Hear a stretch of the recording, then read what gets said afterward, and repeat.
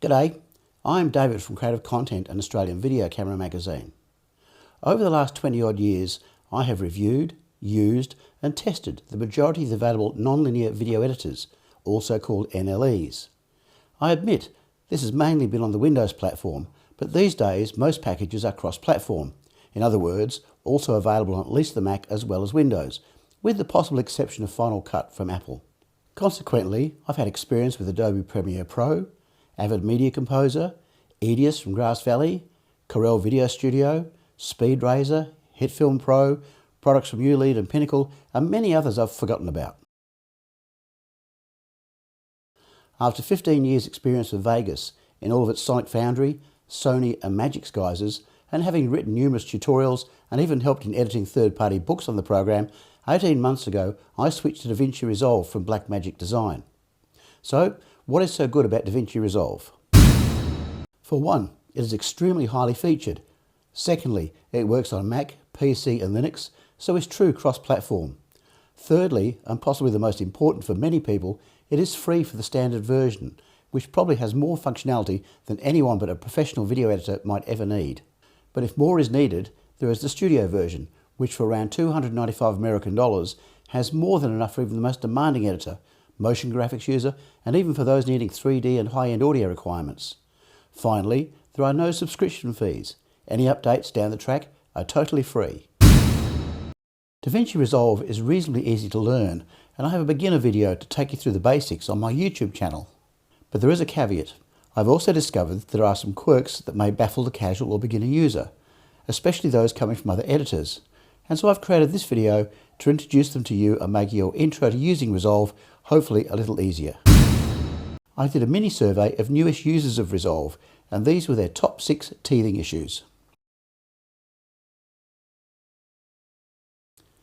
In the majority of NLEs, if you have a clip on the timeline, a video, audio clip, graphic or title, and you want to delete it, then you simply select it and press the delete key, right? This is an example in Vegas Pro. Simple. But Resolve is a little more finicky, some might say precise, in this regard. Here we have a series of clips inside Vegas Pro. On the top track there are 3 clips and another 3 on the second track. Let's say we don't want the last clip on the top track, so we simply select it and press delete. And the track is removed without affecting anything else. But if we do the same in Resolve, well, stuff happens. Not only is the clip removed, but the other clips slide down to fill the empty space. And when you use the delete key, by default, this is what happens. However, if you use the backspace key instead of the delete key after selecting the clip is still removed, but rippling does not occur.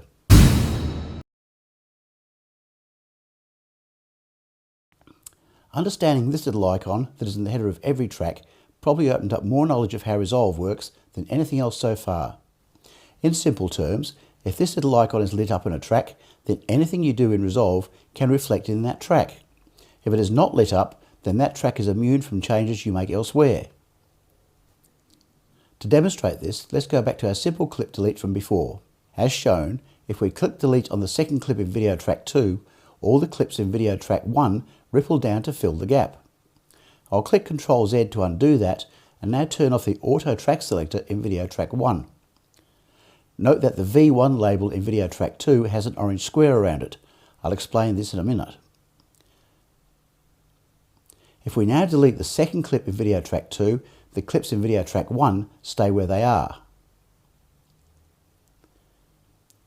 In another example, I'll first turn the auto track selector in video track 1 back on. Next, I'll insert a new clip after the second clip in video track 2.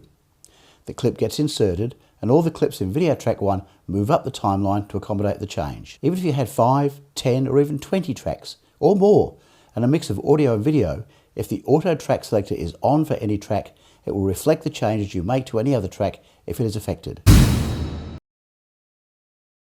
As I mentioned earlier, when I inserted the clip into video track 2, the V1 label had an orange square around it.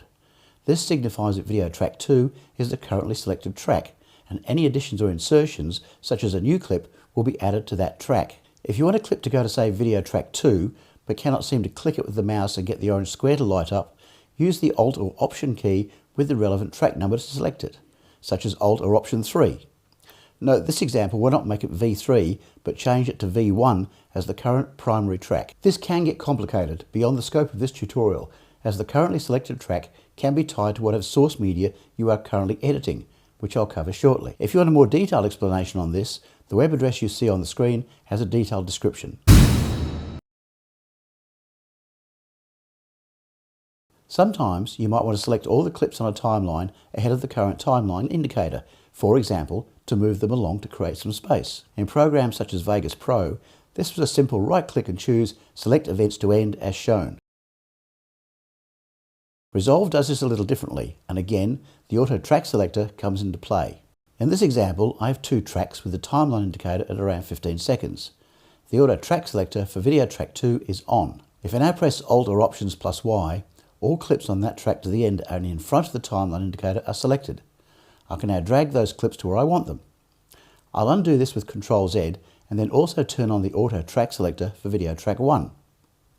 Repeating the Alt or Option plus Y command shows all clips for the timeline indicator on both tracks are now selected and can be moved.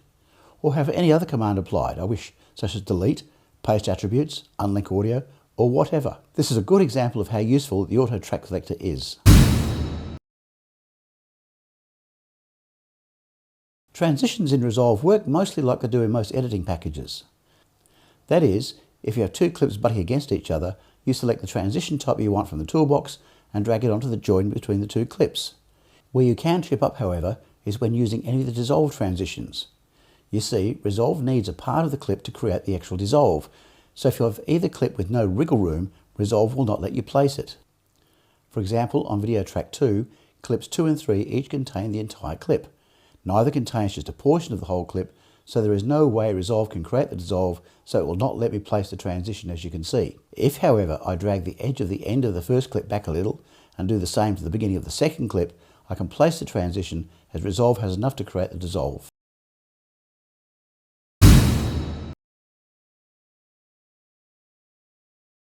One of the things I love about Resolve is the flexibility it has in editing clips, in order to place just the sections of a clip you want on the timeline. There are many ways to add an edited clip, but here is the simplest to get you going. Double-click any clip in the media pool to add it to the source window. Use the play controls to find the start of the portion of the clip you want and press I for in point. Next, find the end of the clip portion and press O for out point. You now have a number of options depending on your preferences, but first you need to make sure that Timeline is ready to accept the edited clip. I generally do this part before I start editing. 1. Make sure the track you want to accept the edited clip has the orange V number highlighted. Use the Alt or Option V number, such as Alt Option 1, to select it if required. 2. If you don't want any other tracks to ripple as discussed earlier, make sure all Auto Track selectors are off except the track to accept the clip. 3. Place the timeline cursor where you want the edited clip to appear. You can now either drag the clip from the source window to the timeline window and choose Insert, or one of the other options available if you wish, or simply press F8 to add the clip to the timeline in the currently selected track at the position of the timeline indicator. As mentioned, these 6 areas are where new users seem to have the biggest issues with DaVinci Resolve. I hope these tips have helped. If you have any direct questions, feel free to contact me. My details are at the end of this video. If you haven't already, I strongly recommend you download the full DaVinci Resolve PDF manual from the address you see on your screen. At the Blackmagic Design website, there is also a very comprehensive set of tutorials complete with sample files to learn from, and this will indeed help you along the way. I hope this video has been useful. If so, please give it a thumbs up, and to be notified of new titles, subscribe to this YouTube channel. I also appreciate any and all comments you may leave. On my YouTube channel, I have a large number of titles that cover everything from basic video editing to showing how to get fantastic slow motion, explanations of camera terms such as ISO and aperture, and even tips on buying a drone, plus much more. These are all in short 3 or 5 minute videos that are easy to understand and follow. And for all the latest news, reviews, interviews and more in the world of creativity, visit my website at creativecontent.au. If you want to get in touch with me directly, please email me at the address on the bottom of the screen. Once again, I'm David from Creative Content, and thanks so much for watching. Oh, one more thing. If you use a GoPro or other action type camera, I think you'll like my free 60-page e-magazine.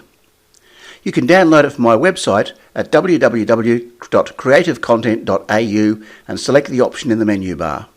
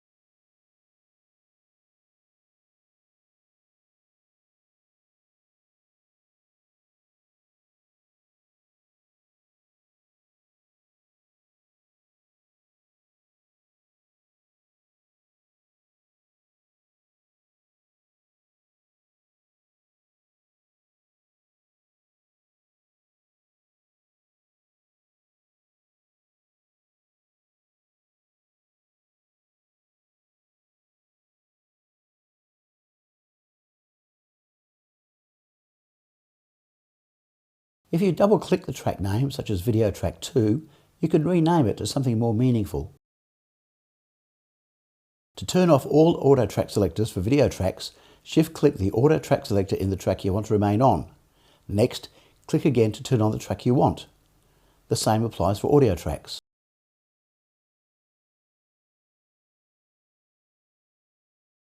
If you are cutting clips in the source editor and only want the video portion to be added to the timeline, make sure no audio track is highlighted with the orange square. And vice versa if you only want the audio portion of a clip to be added to the timeline. If you are considering getting the full studio version of DaVinci Resolve, and I highly recommend it, then instead buy the DaVinci Resolve Speed Editor. This includes the full studio version in the price and it will speed up your editing immensely.